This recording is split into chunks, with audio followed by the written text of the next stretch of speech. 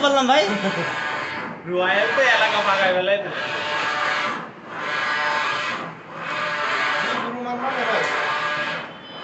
নেবো ভাই নেবো, আমার অ্যাসিস্ট্যান্ট বানাতে আমার কোনো সমস্যা নেই। একবার ঢাকায় গুরু মানাবান নিয়ে লিখালা ক্যানজাম করিলাম ওই কলটনে, বুঝছেন, পাথর কাটিং নিয়ে।